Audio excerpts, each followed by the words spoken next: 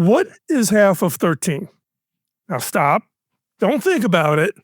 Just answer it. What is half of 13? Now you said 6.5. Now I know you did, because everybody always does. Nobody chose to answer that question. Your brain solved it before you decided whether you even wanted to play along. That is the power of questions. Whoever hears it cannot stop themselves from answering. Ask a person something, and their mind starts working on it right away, whether they want to or not. If you gave that answer, 6.5, on a math test, it would be marked as correct. Give that same answer on a test of innovation, and I'd probably mark you as average, because that's where everybody stops. Now you push beyond the obvious answer, and that's what puts you at the top of your class. So, what does that mean? Well, here's the version of the question that changes everything. If I asked you, how many ways could you answer what is half of 13, then your brain goes off and starts thinking about it for all kinds of possibilities. Now just sit there for a second, because the honest reaction from most people is somewhat on the verge of mild panic. Well, there's the obvious one, 6.5. Then what? Well, if you split the number down the middle, you get 1 and 3. Now, if you take the word spelled out 13 and split it into syllables, then you get THIR and then TEEN. So now you split the word. Now, every one of those is a real answer to the question of how many different ways.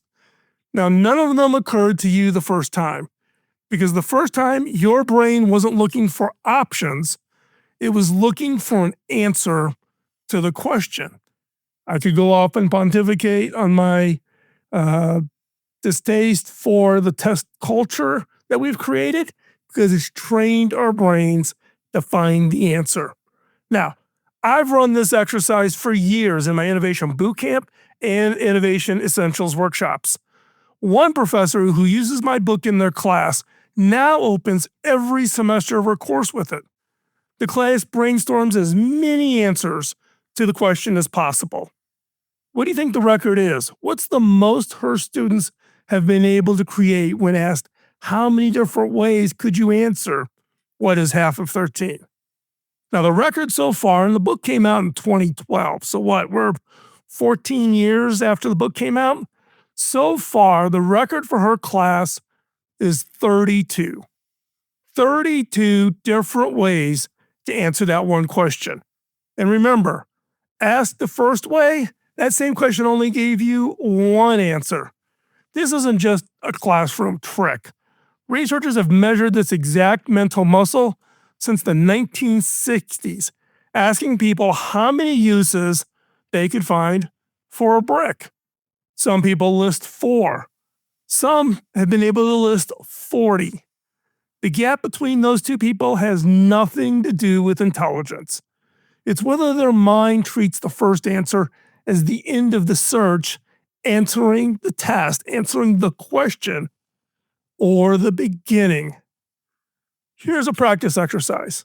Take one reoccurring question, a question that comes up regularly, a decision at work, plans for the weekend, even what you should make for dinner tonight. Before you settle for the obvious answer, ask, how many ways could I answer this? How many different ideas could you come up with for a dinner tonight? And write down at least 10. Not 10 good ones, just 10.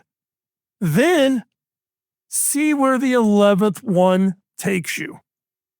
Now, this today is part 1 of a 3-part series on how to use questions as the skill behind better thinking, better ideas, and better innovation.